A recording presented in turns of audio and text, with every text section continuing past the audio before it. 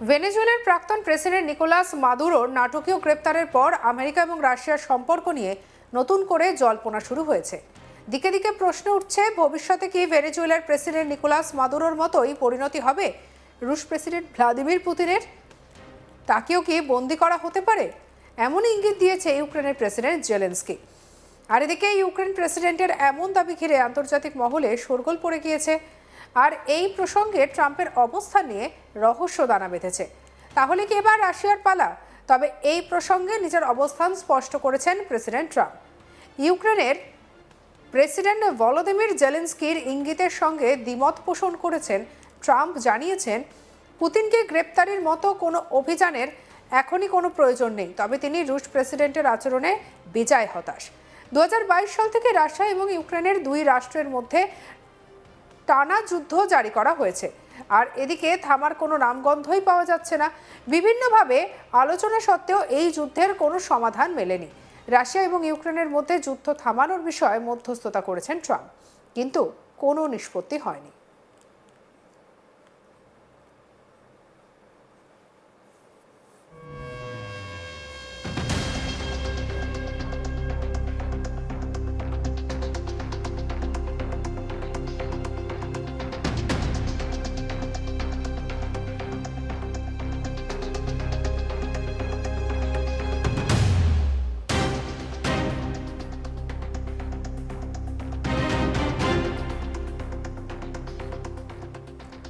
Ukraine প্রেসিডেন্টের দাবির সঙ্গে তিনি যে একমত নন সে কথাও স্পষ্ট করেছেন আমেরিকার president.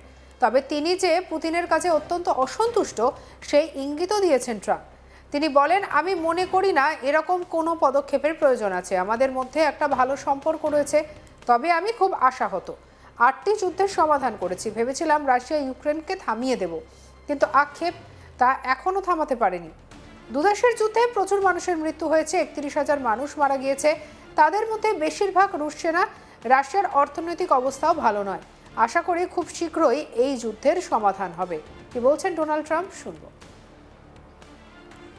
Well, I don't think it's going to be necessary. I think we're going to have I've always had a great relationship with him. I'm very disappointed. I settled 8 wars. I thought this would be in the middle of the pack, or maybe one of the easier ones. And I don't know if you know, Peter, the last month they lost 31,000 people, many of them Russian soldiers, and the Russian economy is doing poorly. I think we're going to end up getting it settled. I wish we could have done it quicker, because a lot of people are dying, and mostly soldiers. You know, they get hit in Kiev and they get hit a little bit here and there, and people are dying there too. But largely it's the soldier population. When you have 30,000, 31,000 soldiers dying in a period of a month, 27,000 the month before, 26,000 the month before that. Well, I don't think it's going to be necessary. I think we're going to have I've always had a great relationship with him. I'm very disappointed. I settled 8 wars. I thought this would be in the middle of the pack, or maybe one of the easier ones. And I don't know if you know, Peter, the last month they lost 31,000 people, many of them Russian soldiers, and the Russian economy is doing poorly. I think we're going to end up getting it settled. I wish we could have done it quicker, because a lot of people are dying, and mostly soldiers. You know, they get hit in Kiev and they get hit a little bit here and there, and people are dying there too. But largely it's the soldier population.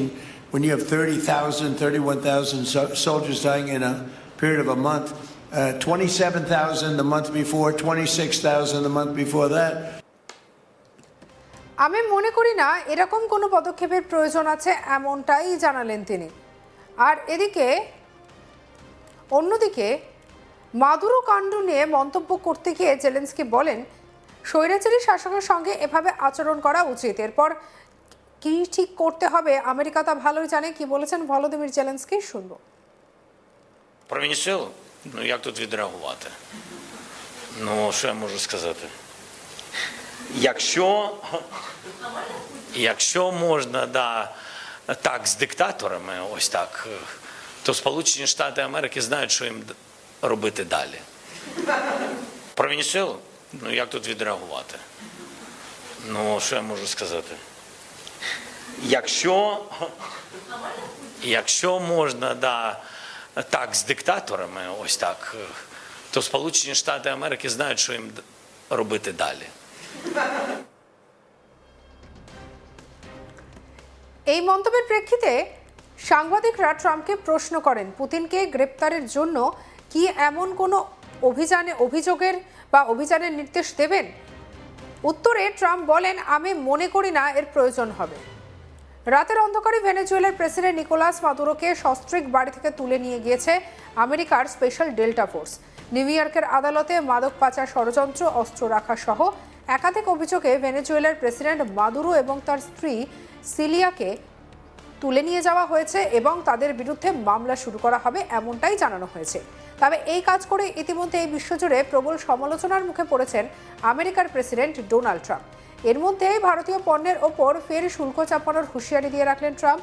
জানা গিয়েছে, রাশিয়ার তেল কেনার পরিমাণ কমালেও এখনও পুরোপুরি বন্ধ করেনি ভারত। এই অপরাধেই ভারতীয় পণ্যের ওপরে শীঘ্রই নতুন করে নেমে আসতে পারে শুল্কের খাড়া, এমন ইঙ্গিত দিয়েছে আমেরিকার প্রেসিডেন্ট।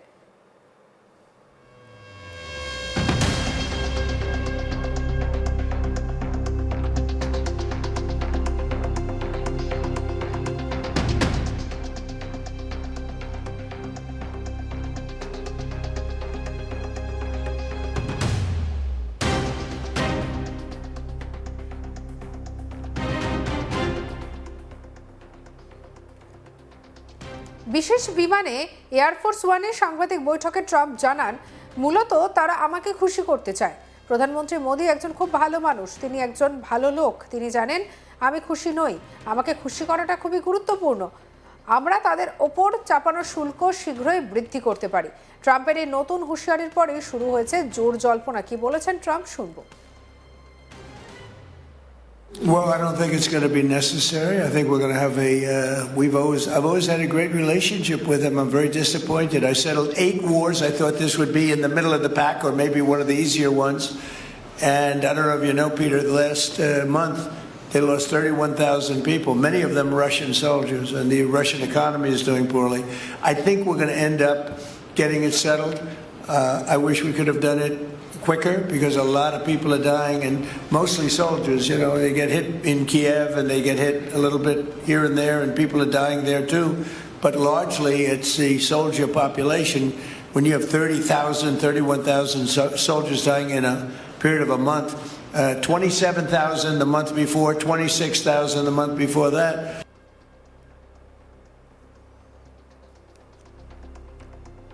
এয়ারফোর্স ওয়ানে ট্রাম্পের সঙ্গে থাকা একজন সেনেটরকে বলতে শোনা যায়, ট্রাম্প রাশিয়া থেকে তেল কেনার জন্য ভারতের ওপর 25% শুল্ক আরোপ করেছেন।